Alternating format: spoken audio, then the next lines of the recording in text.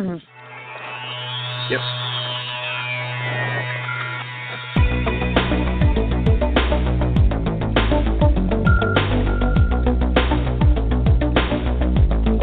Welcome to Real Estate Coaching Radio, starring award-winning real estate coaches and #1 international best-selling authors, Tim and Julie Harris.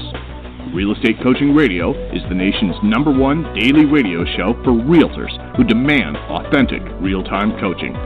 Get ready for fluff-free, unfiltered, full-strength honesty about what's truly working to get you into action, helping others, and making money now in today's real estate market. Now to our hosts, Tim and Julie Harris. Welcome back to Real Estate Coaching Radio. We are your humble, happy hosts, Tim and Julie Harris. I haven't said that in years, Julie. Look, guys, I have a couple quick announcements for all of you. First of all, I announced this last week, but I'll announce it again today. Yes, finally, the audio version of Harris Rules will be coming out later this year. The publisher sold the audiobook rights to, I don't remember the name of the place, but supposedly the biggest audiobook publisher in the world. And they're going to be producing the audiobook version, which should be coming out later this year. Hopefully, I'm guessing in the next 60 to 90 days. But, frankly, given my experience with publishers in general, it might be longer than that. That's announcement number one. Number two is, yes, we are going to be producing a new book, but we'll be talking more about that over the next few months. The book is going to be focused primarily on wealth building, on money, on finances, on investing in real estate, on all the other things that we touch on throughout this podcast, but we're really going to drill down on because we've noticed that you guys really like that content. And I know from having spent, the past, I don't even know how many decades researching and exploring and, sort of parsing through the good information for the bad information, I know how hard it is to find this information. So the new book I'm really excited about, and Julie's taken on the challenge of writing yet another book, because Harris Rules was mostly written by Julie. So for that, I say thank you, my dear. Yeah, of course. It will be my pleasure. And third announcement. I think actually this is going to be great. I am looking forward to it, and they'll be hearing a little bits and pieces on the podcast, so that's something to look forward to. So back to you. Third announcement, and this one's really fun. So Julie and I are going to be in Dallas in August, and we're going to be in Arizona. I forget which month. Was that May, Julie? And if you guys would like to come, the Dallas event is really exciting because we're going to be there with Tony Robbins, and we're going to be talking more about that. And one of the ways we're going to celebrate this event is that we are going to be giving away tickets to attend the event for free. And I'm working on that campaign right now, but maybe I don't even need to create a campaign. Maybe all I need to do is basically throw out a slick text number, and you guys will then pursue it. That might just be what I do to save a lot of effort. But here's the bottom line. If you would like to attend this event with us, we're going to be for free. Now, you're going to have to pay your own airfare and your own hotel and the rest of it. But the ticket sales I'm sure that the tickets will be sold out. There's going to be 3,000 people there. The tickets will be sold out probably within the first 24 hours, but we had to pay for a block of 100 tickets. So, that cost us, I think, $20,000 or $30,000, and we're going to be giving those away. So look for an announcement on how you can get your free event ticket, and that's going to be coming sometime in the next couple days. And you know what, Julie? I think I am just going to basically announce it on this podcast so we can spoil our podcast listeners first. And frankly, it'll save me a lot of effort having to create some fancy marketing around that event. So I think that is what I'm going to do. So podcast listeners, bonus coming your way. And third announcement before Julie gets to her presentation for today is that, yes, the free book, Real Estate Treasure Map, is still available, of course. You can download it at any time. Just text the word Harris, Harris, text the word Harris to 31996. And when you do, you're going to be sent back an immediate link where you can just download the book. So you don't have to – there's no strings attached is what I'm saying. There's no additional formage. There's no additional this and that or hoops to jump through. You text the word Harris to 31996, and we text you back a link. You click on the link, and you go directly to the download page, and you download the book. And it's also, by the way, you can download 6 other free books that we give you. Your 12-month lead generation plan seems to be one that people really like and things like that. But the treasure map is definitely – the absolute fundamental, even if you guys were coaching clients, and many of you are, thousands of you are, we would have you do the treasure map first. That is basically establishing your roadmap for the next, usually at least the next 12 months, and then you want to reset, you want to sort of do the treasure map again so that you can reestablish your goals and expectations for yourself. And I'm going to, before we move on to the Julie's next point, I wrote this question down. This is something that Julie and I are going to do a podcast around, but it's an interesting concept. And here's the question, and I want you guys to, this question is designed to open your minds to what we're going to be talking about today. Some of you, most of you, have either written down or in your head goals for the next 12 months. Let's just say you have 12-month goals of things you want to accomplish. Some of you create 5-year plans, but let's just focus on the 12 months. So the question I have for you is, could you accomplish your 12-month goals in 90 days? Could you actually do it? Now, so I'll tell you where this thought came from. Last year, Julie and I, we wrote our 12-month goals down. Julie and I are big, avid believers in goal setting, and in the treasure map, we walk you through the exact process that we go through ourselves. But, yeah, so we wrote our goals down at the beginning of, last year, and then we then got into probably about this time last year, and then we said to ourselves, what if we were to focus on accomplishing all of our 12-month goals by the end of June, within 90 days or, 120 days or whatever? And we did. And then what that allowed us to do was we then created new goals for the following 12 months, and now we're well on our way of accomplishing all those as well. So here's was the interesting education for Julie and I on that was that even operating at the level that we hold ourselves accountable to, we still were inefficient in the manner and what we expected from ourselves. That's really the bottom line. I mean, Julie, am I being too hard on us, or is that probably a fair statement? I think you're right. I think it makes you question, why do you give yourselves, the collective you, us included, why do we sometimes give ourselves too much time to accomplish certain goals? Why are, it even reminds me of closings. Why do you write a 60-day closing when you could do it in 2 weeks? It just means you have to work a little bit harder and be more organized. So why do we do that? I think it's a form of procrastination, actually. Yeah, I do too. Well, and ultimately, people, I'm writing something down. I'm sorry. Ultimately, people don't want the pressure. They don't want the pressure, right? They don't want the pressure, or they think they can't accomplish it, or they've never done anything like that before. So I'm just going to I'm going to throw that out to you guys, because when it comes to finances, which is what the topic of today and yesterday's show is about, is the finances are the things that, generally speaking, we give ourselves the most latitude towards accomplishing. And as a result of that, we never actually accomplish anything significant financially. You might have a few good months and sock away, put a few more steaks in the freezer, money in the bank.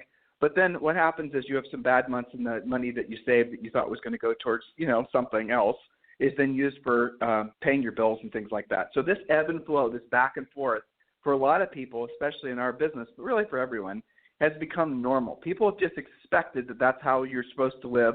And then when they look around, they talk to all their friends, everyone else is basically living the exact same way. And so they just assume that's normal. And then what happens is the insidious politicians start weaseling their way and their, insidious thoughts into your head, making you believe that somehow somebody external, is doing it to you. This party or that party or this set of beliefs or that set of beliefs is the reason that you can't get financially ahead. All this sort of bullshit manipulation.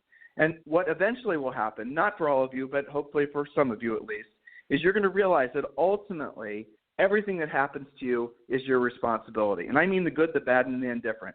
Ultimate responsibility. If you're not where you want to be, if you're not who you want to be, if you're not hanging out with who you want to hang out with, if you're not eating the food you want to eat, if you don't look like, all the things that happen to you are a result of your past decision making. And just to put this in perspective, this is really how, when Julie and I are coaching somebody, this is how really deep we go into that concept. I give the example, and I'll share it with all of you guys. If you're in a parking lot today and you're going to Starbucks or whatever you're doing, and, I was going to tell a story about seeing wild hogs when we were downtown, when we were in San Juan, when Julie and I were trying to find a Starbucks. We were driving around downtown San Juan and actually saw about 10 wild hogs running around in the city. But we'll tell that story another day. Yes, that happened. All right, but here's the thing. You park in the Starbucks, and let's say some, nice dawdling old lady basically accidentally pulls out and just gives you a little bit of damage on your car. Nobody's hurt, no damage, nothing. I'm not trying to give you guys any, rabbit holes to go down with your minds. So just normal thing. Now, clearly she backed into you. It was her fault. She did not mean to do it, but it was, by all measures, anyone seeing the accident would have said it was totally that lady's fault. And then what happens is then you feel a victim of basically that lady hitting you. Now, what I'll suggest to you is, opposed to thinking like that, because that's an actually inferior way of thinking, reframe it in your mind and say to yourself, and I want you to, emotionally attach yourself to what I'm saying, just so you can understand the concept. So if you believe you're the victim and this dawdling old lady hit you, do you feel those feelings inside of you? The feelings of sort of resentment, the feelings of anger, the feeling of being attacked, the feeling of being a victim, really is what I'm describing, right? Now, here's the reframing. You chose to go to Starbucks at that time. You chose to park in that parking spot. You chose all the things that basically put you in that position at that very moment. You made that decision to be there, and so you ultimately are responsible for the fact that you were there at the time you chose to be there, parked where you chose to park, drove a car that, for some reason she couldn't maneuver around, the whole thing, and boom, it was your ultimate fault for having that incident happen to you. Now, I know this sounds counterintuitive, and maybe some of you think it sounds a little wacko, but what happens on the other side of that? Ask yourself how you feel. Now you feel responsible. Now you feel accountable. Now you feel, and here's the main thing, you sure as hell don't feel like a victim when you think like that. You feel in control. And that's what we want you to feel. Because ultimately, if you're not accomplishing the things in life that you want to accomplish, including finances, including every aspect of your life, it's not because something was done to you. I realize that some of you have stories to tell. But at the end of the day, everything that happened in your background, if you accept just for a second that you are a victim of nothing other than your choices, that absolutely is liberating and will make you feel free and powerful. I want you guys to try that even with the deepest, darkest things that you think maybe were causing you to be a victim. And here's the fascinating thing. I've learned this from doing coaching calls. Sometimes I'll have this very same back and forth, and obviously I do it in a series of questions when I'm coaching somebody. Well, maybe not obvious. You guys wouldn't know if you hadn't had a coach you before, but that's what we do. Everything's a series of questions, Self-discovery is the whole point of coaching. And then what you'll do is you'll stumble across somebody who absolutely feels like a victim of something. And I'm not talking about anything you'd hear on Dr. Phil. I'm just saying business stuff. They absolutely feel like this person took advantage of them, or absolutely feel like this person lied to them, or whatever. And then I ask them, I say, well, how do you benefit from holding on to those thoughts of being a victim? I don't benefit. This is a horrible thing. On and on and on. I say, yes, you do benefit. How do you benefit? And usually this goes back and forth 3 and 4 times. And if you guys listen to this podcast, I'm dogged. I'm not going to give up. And then they'll finally say, I'll say, if you were to benefit. So I'm manipulating them, but I'll say, if you are benefiting in 3 ways from holding on to that thought and essentially putting yourself in a position as a victim, what would those 3 ways be? And then they'll actually tell you some shit that's actually truly going on in their heads. They might say, well, it gives me permission not to have to ever, say, for example, they had a bad experience with a for sale by owner. It gives me permission to never have to essentially solicit another FSBO. Or it makes it so that, whatever. So even your thoughts of being a victim, or any of your negative thoughts about anything, you're choosing to hold on to those because you're getting a benefit, maybe subconsciously, but you're getting a benefit. So when you're going through these points that Julie's going to be making, because these points are all about money, which usually makes people uncomfortable, here's the thing I want you to ask yourself. If you're not rich at this point in your lives and careers where your money works for you and you no longer have to work for your money, if you're not there yet, after this in most incredible housing market, this seems to go on forever, most incredible economy, most incredible everything, in all these wonderful wins at your back, if you haven't been able to accumulate money at this point in your life to the point where you're rich, where your money works for you, you no longer have to work for your money, it's your fault. That's what I want you to start with, because when you say it's my fault, when you accept the fact that it's your fault, then you're actually going to make change. If you choose to externally blame something or feel like a victim, or somehow other people had advantages, all this stuff that rattles around people's brain, somebody cheated or had whatever you're telling yourself. If you choose to stay on that path, you're going to stay broke. If you choose to say, I'm my present financial situation because of the choices I've made in the past, and I'm now realizing because I'm not where I wanted to be financially, that maybe my choosing or my thinking about money is kind of screwed up. It's not working for me anymore. Then you're going to start opening your mind. You set your ego aside. This victim thinking is all about ego. You set your ego aside. Now you're basically going to be in the realm of learning, accepting, and then the massive growth that comes after that will astonish you. That's the reason I started with asking you the question. If you were to try to take your 12-month goals and accomplishments 6 months or 90 days, could you do it? The answer is all of you could do it. Every single one of you could do it, even about money stuff. So have an open mind. And, Julie, the show is yours. Next point, please. Yes. So what we've been talking about is 14 rules for financial peace. So all of these things are related. And I think that we actually got through 7 points. So if you missed those, go to realestatecoachingradio.com and get all caught up on yesterday's show. Point number 8, actually have a monthly budget for you to practice and stick to it, an actual budget. This will prevent you from, quote, trying out things, overspending on experimental marketing, buying leads, etc. Actually have a monthly budget for it. How many of you guys can tell me I spend, X percent or X number of dollars on my real estate practice? Or is it all about trying it out and maybe tracking it and maybe not, seeing if it works out and maybe not? When we do the real estate treasure map with you guys on a one-on-one basis, it's not unusual because we do force you to do this, okay? As Tim said, makes you a little bit uncomfortable.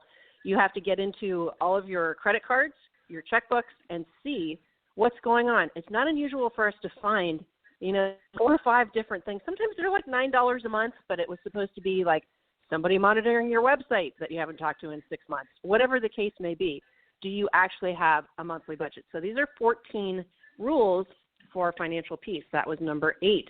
Number 9, chart your savings goal on a whiteboard, a posted spreadsheet, somewhere you can actually see it grow. Once your reserves are high enough, diversify with stock, metal, rentals, flips, etc. But actually have it in front of you. You're far less likely to spend your savings. I always tease coaching clients. It's not called a spendings account. It's called a savings account. That's why one of our previous points when you were splitting up your money at the bank, when you go with your commission checks, one of those points was your savings account should not have a debit card or a checkbook attached to it. It's savings. Chart it on the wall. Watch it grow. It's not spendings. Anything you want to add to that one, Tim? That's definitely a disciplined type thing that they've got to work on. It's the attachment to make the accounts work is to make it so you can't sweep from one account or the other. And yes. I know that's the bank's going to make you want to try to set it up that way. You don't want to, and just to put this in perspective, when we talk about your savings account, here's basically how it works. When you follow the treasure map and you listen to the teachings, what we help you guys do to essentially basically turn the corner on wealth building, one of the things we're going to encourage you to do is have a manageable personal overhead that you can cover using what your real estate treasure map will tell you is your magic number of listings at all times. I know I'm talking in hieroglyphs right now if you're not a Harris person, but let's just put it this way. The magic number of listings is the number of listings you need at all times to meet or exceed your financial goals. All this stuff fits together like hand in glove. And Harris people, you guys know what I'm talking about. So once you know what your magic number of listings is, once you know what your real estate business plan is, once you basically then start earning money consistently from the sale of your listings, is what we teach you to do in the coaching program, then what happens is you then have the ability to start saving consistently. But where this all goes wrong, and this is, again, we talk about this endlessly, is on your ascension to becoming a millionaire, multimillionaire, decamillionaire, on up, on your ascension to accomplishing that, it's going to seem like you want to go on a shopping spree. And if you've never had any kind of savings before or had consistent money before, and your pattern of earning and blowing the money goes as follows: you earn it, you have some socked away, and you blow it all. Or you have credit cards, you then basically run your credit cards up, and then you panic and pay them all off, and then you run them up again. If that is the pattern that you're following with cash or credit or even both, that pattern is not sustainable. As you grow older, or as the occasional black swan creeps into your life and gives you a little peck in the head, you're going to discover that you cannot continue to live like that because it does catch up to you. Eventually, you're going to build or dig a hole that you're not going to be able to get out of. And you're not just going to be able to walk away from that debt, and you're going to be maybe too old, or the market's going to change, or something's going to basically put you in a position where it's not going to be easy for you to rebuild again. But that is a very consistent pattern that we see, and that keeps you broke for life. That guaranteed. Now, why do people do that? Because you have a disbelief that you'll be able to basically continue to earn money. So what happens is you'll have good months and you go blow all the profit. And why do you do that? Because you feel like celebrating and you don't believe you're going to have money ever again in abundance, and so you go and spend it. And what you do, because your fear that's causing you to spend all your money is for fear that you won't have the opportunity to essentially, blow money like that. I've seen this so many times, it's not even funny. Hopefully you guys will understand what I'm talking about. Because your fear is that you won't have that kind of excessive money before you go and spend it on stupid consumer things that have no value the second you buy them, okay, which are fun. I'm not saying don't buy consumer shit. It is fun. There's nothing wrong with buying stuff. That's, we're spiritual beings and physical incarnations at the end of the day. But then what happens is that you spend all your money, you get rid of you run your credit cards back up, and then you wash, rinse, repeat. You do it over and over and over again. And you never allow your money to work for you because you are spending all your principal. You're spending all your investment money. And people do that because, okay, you have a good month. You have $20,000 saved. You, for the first time in your life maybe, have had $20,000 in cash that's not, denoted to something, a roof or, paying off a college tuition bill. And then you start spending it saying, after all, you only live once. Stop and smell the roses and all these other dumb things people say. Then you spend the money, and now where is that really coming from? A scarcity-minded mindset of the thinking that you won't have the opportunity to splurge like that again. Get it? That's where it all happens, and this cycle goes back and forth, and people never accumulate anything. When you hear about, I was reading guys' notes from the Wealth X report the other day. The reason that there's such a dramatic increase in people with, have a very high net worth between $5 million and $30 million. The principal reason there's so many more people in that bracket than there ever has been before isn't because people are cheating on taxes, or it's not because of inheritance, or not just, again, remove the political bullshit. It's because asset appreciation is working in their favor. They have assets that are appreciating. Assets would be things that are, asset could be just about anything if we're just using the technical term. But for the sake of appreciating assets, you're looking at, really the easy button for you guys is going to be real estate. But the stock market's been an appreciating asset if you've had securities. Gold recently has been a very amazing investment, things like that. So when you look at why rich people, generally speaking, once they cross the threshold into that $5 million net worth category, why they, generally speaking, don't take a step back, it's because they've learned the discipline of consistent savings even when they hit that threshold. But then what they do is they've accumulated assets, and the assets continue to appreciate in value. Like you guys heard, for example, Warren Buffett and all these other people, these billionaires, people with tens of billions of dollars in net worth. They're saying, I'm giving my money away. Well, here's what they're doing, and I want you guys to think about what I'm saying, because it's fantastic that they're giving the money away, but they're giving away essentially the appreciation or part of the appreciation on all the assets that they own, for example, in the stock market. So when you looked at, there's a big hoop-de-doo last, 2016 about all these billionaires who are giving away all their money, Bill Gates and Warren Buffett and all this others. Okay, well, they've been giving it away. They've been investing in really amazing things. 100% hats off to them. And yet, when the Forbes richest people in the world list comes out, they're still right where they were before they made that pledge to give all their money away. So what's going on? Because when you have freaking $50 billion, the amount of appreciation or the amount of increase in value per year on your assets is going to be in the billions. So if you just give away a part of the appreciation, you never touch your principal. You guys understand what I'm saying here? So get to a point where you don't have to even, if you can't even fathom being a billionaire, that's fine. Just get to the point where you have financial security, and then you have financial independence. And that only comes from being rich, where your money works for you and you no longer have to work for your money.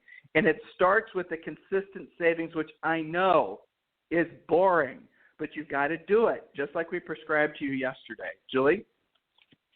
Yes, which leads right to our next point, number 10. Once you are debt-free, except perhaps mortgages, pay cash or pay it off monthly to keep yourself out of debt. That ties right into what you said, the whole scarcity mindset about, my stupid alarm again, the scarcity mindset about blowing it because you don't think you're going to have it again. So often we'll see people get out of debt once, celebrate that, that's all awesome, And now their credit's improved and their cash flow's improved. So what do? They go right out and get back into debt. And maybe you upgrade your house. That's fine. Maybe upgrade your car. But don't get back into consumer debt. Once all that's paid off, you got to make sure you pay it off, pay cash, and stay that way. It's much better. Hey, Point Julie, number 11. Can we drill down? Yeah. You just said something. Yeah. I mean, my coaching hat is firmly on today, but this is also worth mentioning. So Julie just said something else. All right. So when you basically accumulate money and you've got some money stored away and you've got some security that's basically coming your way, and then you basically stop working as hard, what's going to happen is there's no such thing as complacency. You cannot stay in the same position. So what we're asking you to do isn't just something you do for a short while and then you're there.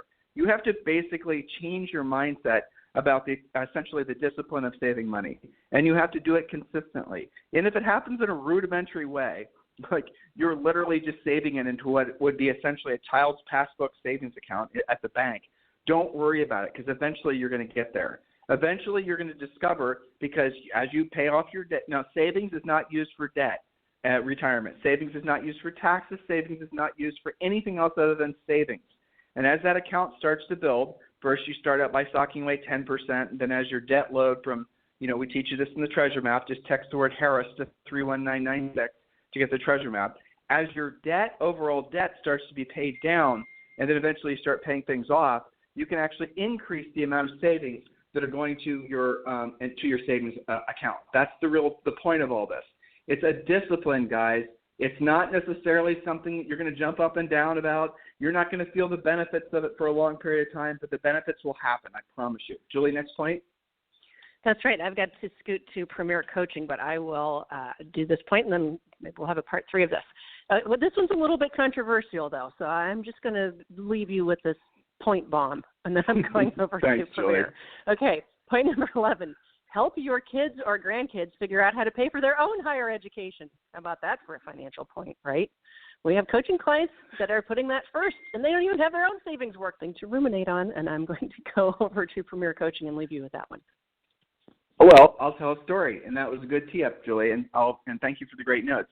I've had, in my coaching career, just tens of thousands of coaching calls, and many of them, when we get into the weeds about people's financial situations, what I quickly discover, and again, some of you are going to be all crossed up about this, is that you guys are paying ridiculous amounts of money for your kids' education and you're not saving any money to take care of yourself.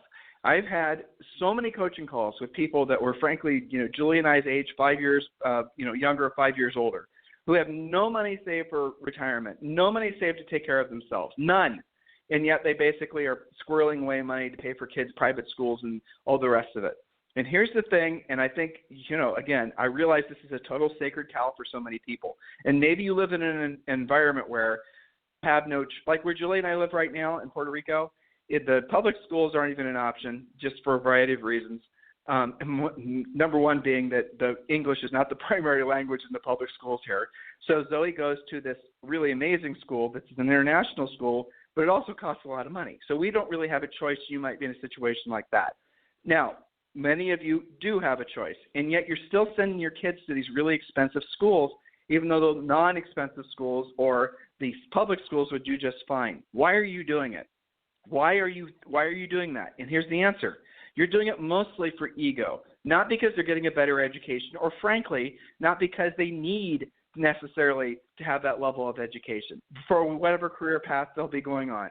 So if you're planning on basically paying for your kids' college education at the cost of your own financial security, at the cost of your own retirement, and frankly, your own mental and physical health, that's a mistake. Make them pay for it themselves. Or better yet, maybe they need to really consider the fact that college isn't the path for them to go on.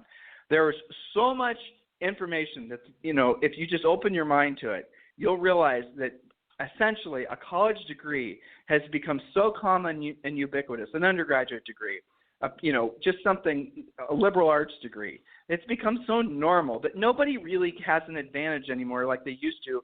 Like when Julie and I were starting to look at colleges back in the late 80s, I had a partial scholarship, Julie did too, and all the rest of it. But here's the thing. Back then, not everyone went to college. Back then, when you had an undergraduate degree, let alone an MBA, it mattered. Nowadays, it doesn't. You run into people in your normal life who have these fancy degrees in just absolute ridiculousness that they'll never be able to get a job for, and yet you guys are the ones that are suffering for it. So you're sending all this hoop-de-doo about student loans. Well, what about the sacrifices the parents had to make? Because student loans, generally speaking, do not cover the whole tab. So if you're essentially sacrificing your mental and physical health for the sake of your kid's education, and you know your kid is going to go to college and get some degree in something that he or she will never be able to basically, get a job for doing, why are you paying for that? Why are you doing that? And it all comes back to basically ego, because you want to basically say your kid goes to this school. You want to say your kid's going to this college. You want to say all these types of things. But is that really worth it? Is it really worth the sacrifice that you're making? What could you actually do with that money that would be maybe more beneficial to you and your family? I know one. You could actually start saving some money, pay off your house, have some financial security, start spending some more time with your family. These are just things you guys need to seriously consider. I know that particular point. There's a reason Julie just left it from. She basically gave me the grenade with a pin pulled on that point. But that's something that some of you guys need to seriously consider. Is college really even necessary anymore? Is it even worth doing? What is it the kids are learning in college?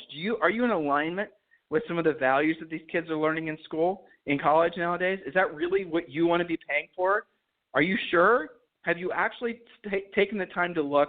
Or are you basically just following this old software of the belief that you went to college, you kids have to go to college? And some of you say things like, well, my parents paid for my college, so I'm somehow morally obligated to pay for my kids' college. No, you're not.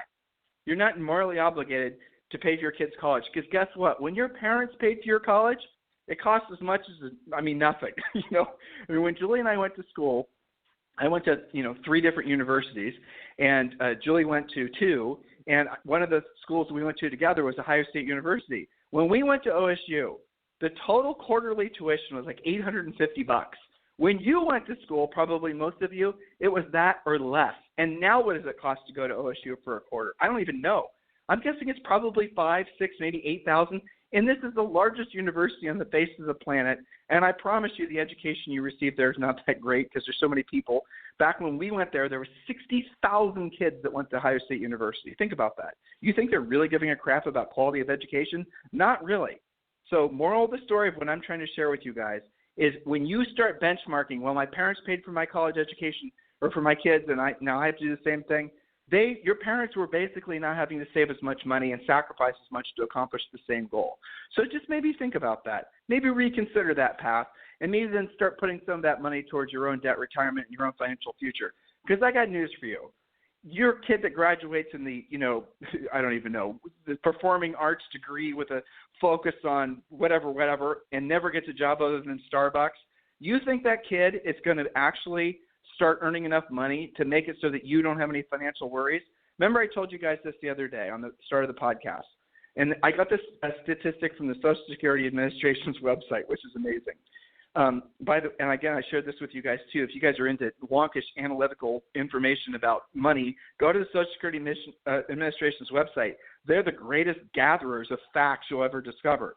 So one of the things I discovered was that essentially, I don't remember the exact number, but it was essentially 90 or 95% of all Americans when they reach retirement age at 67 is either dependent on the government or their family, or usually both, to basically pay their bills. So if they have a family member that'll chip them a little bit of money now and then, that's fine. But most people, essentially, when they reach retirement age, Americans, when they reach retirement age, are basically 100% dependent on their Social Security checks.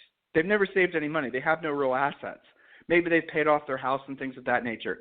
So their golden years, if people even say that anymore, are essentially living maybe above the poverty line.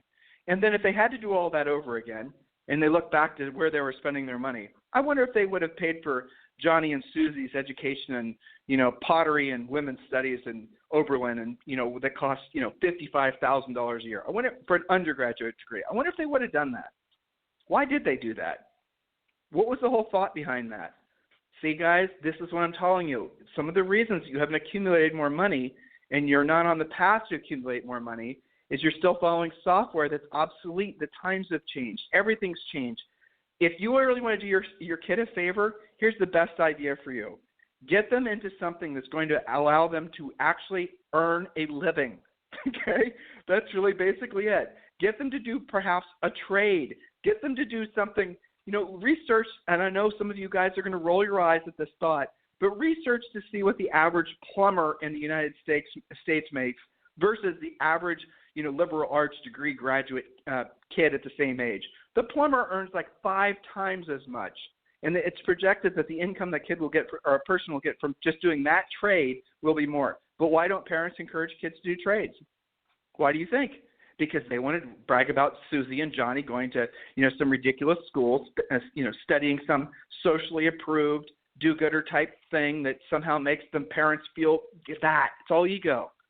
So if you really want to help yourself and help your family, maybe, again, load up some new software, at least challenge your assumptions and beliefs that you have with regards to these types of topics. That's all we're supposed to do on the show, is we're just trying to be fire starters to help you guys maybe hit the hard reset button. Not all these concepts are going to resonate with all of you. I get it, and I totally understand. But for some of you, this very thought is probably going to be transformative. Maybe you were planning on, working your knuckles to the bone and putting away $50,000 for your kids' educations, but you realize your kids probably aren't, if they go to college, they're not going to go to expensive schools. They're not going to get, they're going to do things that are probably not going to line them up for gainful employment when they get out of school. Maybe you should rethink that. Maybe that's not the smart move. Julie and I, when Zoe was born, we fully funded her 529.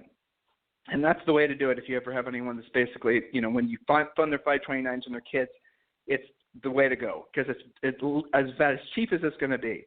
But I told Julie, if Zoe gets to the point when she's graduating from high school, if she's not going to be using the money that we set aside to go to college to get a degree in something that's going to give her a job, I told Julie she ain't getting it because we're not going to waste that money. It's ridiculous. Why would you do that? What college has become for most kids is basically 4 years of partying. Well, let's be honest, more like 5 or 6 years of partying because nobody graduates any more in 4 years. Interesting thoughts, right? Totally off our beaten path, but things you should consider. So listen, guys, thank you for continuing to make this number one listen to daily podcast for agents, probably in the world, but that's a little bold, so I'll say definitely in the United States. Do us a favor, share this information with other people you know. Help us continue to basically have this be such a popular show. We're going to do things in the next 3 or 4 months that you're going to all benefit from. The Tony Robbins event in Dallas is something we're really excited about. We're going to give you more information on that. And like I said, I'll announce how you can get your free tickets to the Tony Robbins event sometime, probably Monday, Tuesday, Wednesday, sometime next week or so. And we only essentially 100 tickets. So we've got 100 tickets. Whoever grabs them first is who's going to get them. We're going to have you complete a little simple survey, things like that, just to answer questions. Basically, I don't want to be giving the tickets away because they weren't free. These tickets cost $200 each. I don't want to give these tickets away to somebody who's not going to show up. So there it is. All right, guys. So listen, anytime you need me for anything, feel free to email me. I'm sorry, I always say email. Isn't that weird? Text me, 512-758-0206. Text me if you want to talk about coaching. If you want to talk about joining our EXP Realty group, just text me at 512-758-0206. In the meantime, you guys have a fantastic day. We'll talk to you on the show tomorrow.